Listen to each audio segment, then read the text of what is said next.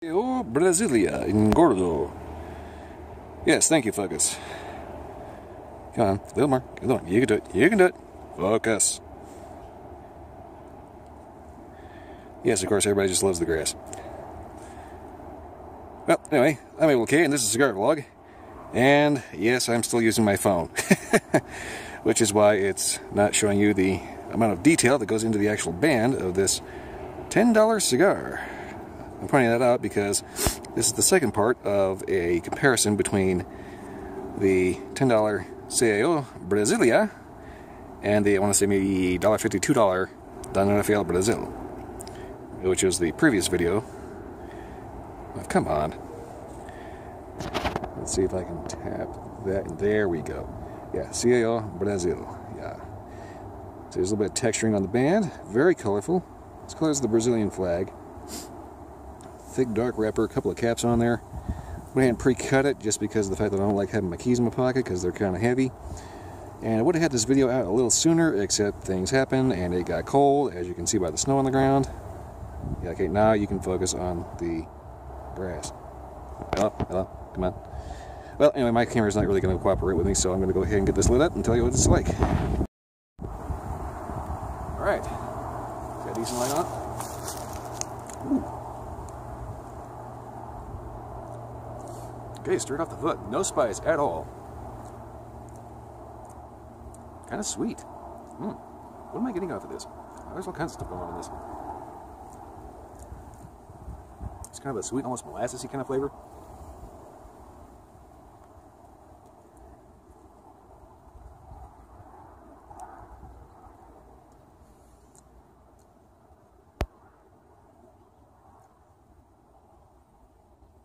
But maybe very subtle spice. And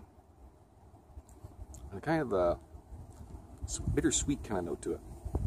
That's interesting. That is really interesting. I am actually having some trouble putting my finger on what flavor I'm getting out of this. It's good though. It's real good.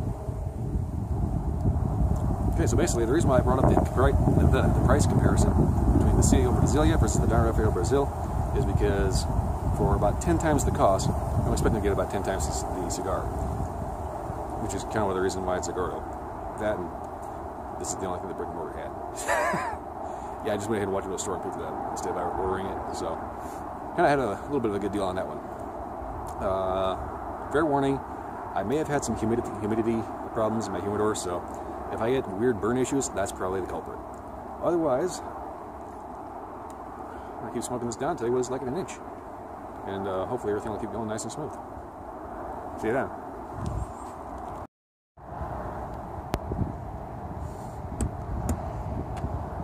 Okay, so about a good inch in, and so far there's a little bit of spice, nothing real major. And when I say spice, I don't mean like spicy, peppery. I mean like spicy as in like spice something or other. Just a little drift. And the bittersweet thing that I noticed was almost like kind of like a bitter cocoa. It also seems to be a very almost leathery component somewhere in there. So it's very complex and very nuanced. Definitely kind of need to take your time and actually pay attention to what you're tasting.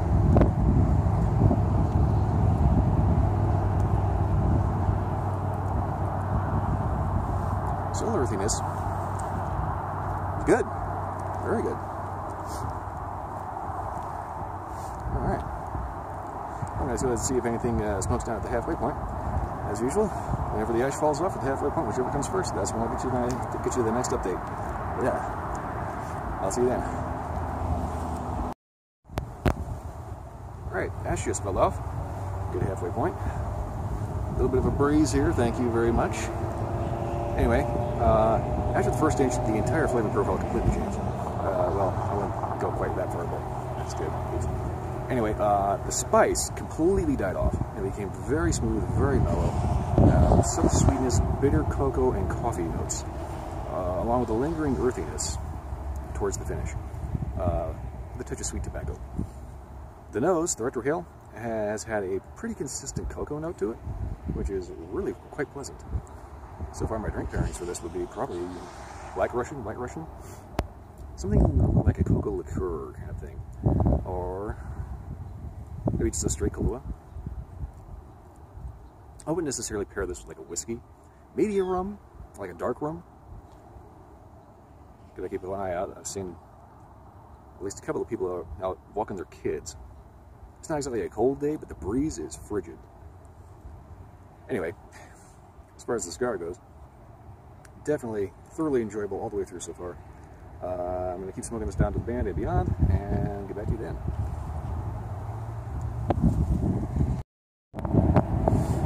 Alright, got down to about the band here. So far, from the midpoint on, it's been pretty consistent. Nice, earthy, sweet cocoa coffee kind of deal. Closer you get to the band, more it just starts to get hot and wash out. Beyond that, though, definitely a very good cigar.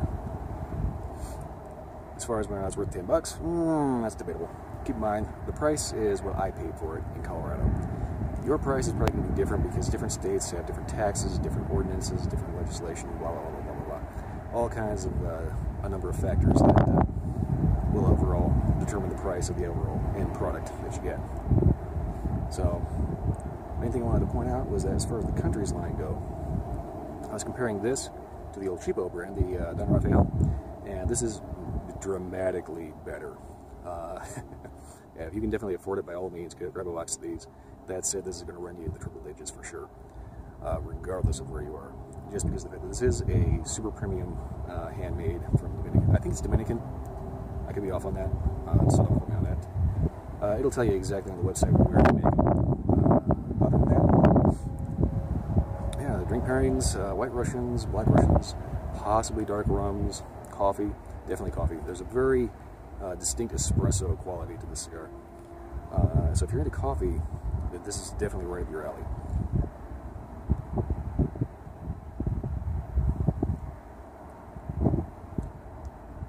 I kind of would say maybe you get these in, say, a Toro or Churchill size, something a little bit smaller ring gauge, just because of the fact that Gordos do present their own particular challenges. If you know how to get around those, then Gordo's fine. Whatever makes you happy. Beyond that, though, between here and the nub, I don't really expect a whole lot of change. It's just kind of starting to get black and kind of washed out. Every cigar will do that. So I'm going to go ahead and end it here, and just keep smoking this down to the nub, because everybody knows I'm the typical glutton for punishment. I've smoked a lot of good cigars and a lot of bad ones. But anyway, that's pretty much it for the CAO Brazilia.